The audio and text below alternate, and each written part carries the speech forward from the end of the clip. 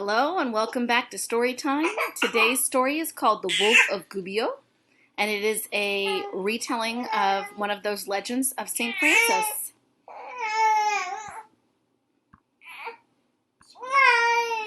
Okay. It is near noon in Gubbio. I sit at the window of our house and look down the narrow lane where the great gray wolf goes from door to door. Others' faces watch at other windows. Soon the wolf will come to our door as well. But I am not afraid, for I have seen a wonder in Gubbio. Ours is a mountain town. The streets are steep and narrow, the houses made of stone. Around the town there stands a wall.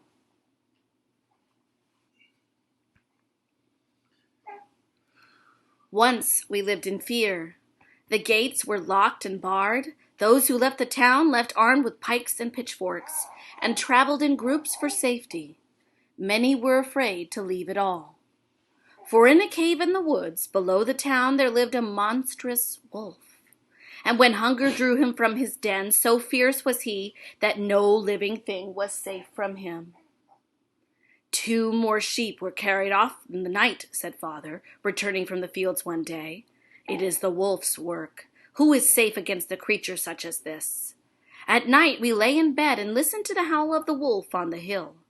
In sleep we saw his shadow slink along the moonlit wall as a great beast circled the town. Then one day a ragged band of strangers appeared. They were barefoot, their coarse robes belted at the waist with cord. Whispers followed them as they walked along the cobbled lanes. It is the Pavarello, I heard someone say. The little poor one. He calls all creatures brother and sister. They say he understands the language of bird and beast. Some say he works wonders, said another. He did not look like a wonder worker, but there was something in his eyes that met my gaze, that made me follow with the others as he moved throughout the town.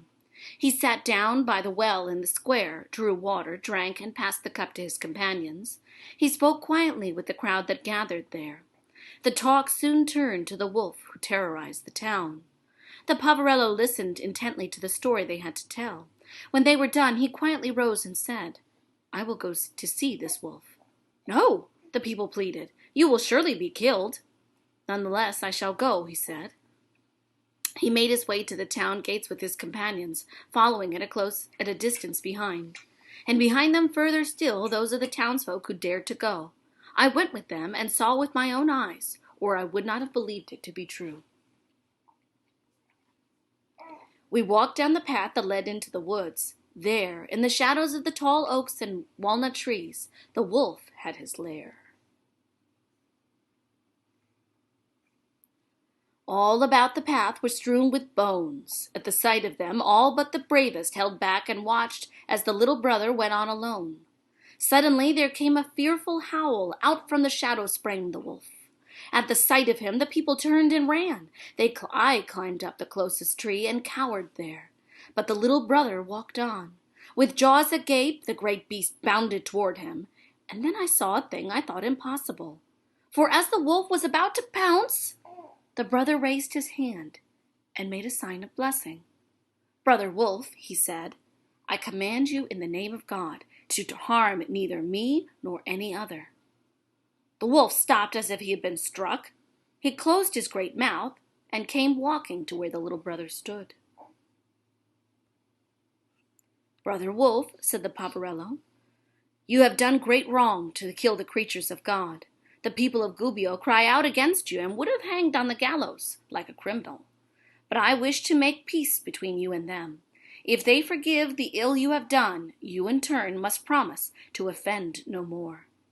The wolf inclined his head and wagged his tail, as if to say he understood and agreed. I know it is hunger that has driven you to do these wicked deeds. Pledge to me that you will keep peace, and I promise you will hunger no more. At this, the Pavarello held out his hand, and I watched as the wolf raised his great paw and placed it gently in the brother's palm. The Pavarello turned then and walked back toward the town, with the wolf following close behind. As they went beneath the tree where I hid, the wolf looked up at me. Through the city gates and up the cobbled streets the strange procession passed, and all the townsfolk marveled at the fierce beast became mild as a lamb. They gathered in the square. The little brother sat down by the well with his companions and gave the wolf to drink. Then he spoke to the people. "Friends," he said, "put away your fear. Brother Wolf has pledged to keep peace with you.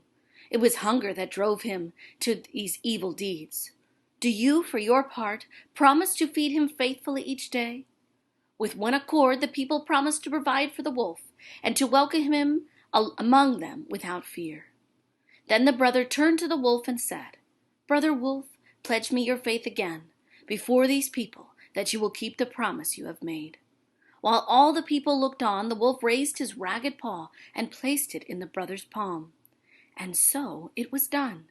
From that day to this, the wolf has lived within these walls. He wanders freely, field and lane, and even the dogs do not think to bark at him. Each day at noon, he goes door to door, doing harm to none, not fearing harm. Soon he will come to our door. I will give him this food we have set aside for him, and when he is done, he will hold his paw out to me, and I will take it in my hand. The story of the Wolf of Gubbio is one of the legends of St. Francis of Assisi. Francis was the son of a wealthy cloth merchant. When he was 19, as the result of a vision, he renounced his family's riches and embraced a life dedicated to poverty. He and his followers wandered from town to town throughout Italy, preaching the gospel of brotherly love and caring for the poor and sick. He was known among the people as the Poverello. Francis felt that all of nature was a mirror of God and called all creatures his brothers and sisters. After his death in 1226, many legends surrounding his life were collected and written down. The story of the Wolf of Gubbio first appeared in a collection called the Fioretti, or the Little Flowers. One wonders sometimes whether stories such as these could really be true. According to the legend, the wolf lived at peace among the people of Gubbio for 2 years, and then died of old age. In the year 1873, when workers in the town of Gubbio were repairing a chapel dedicated to St. Francis, they raised up one of the flagstones on the floor, and buried beneath it they discovered the skull of a large wolf.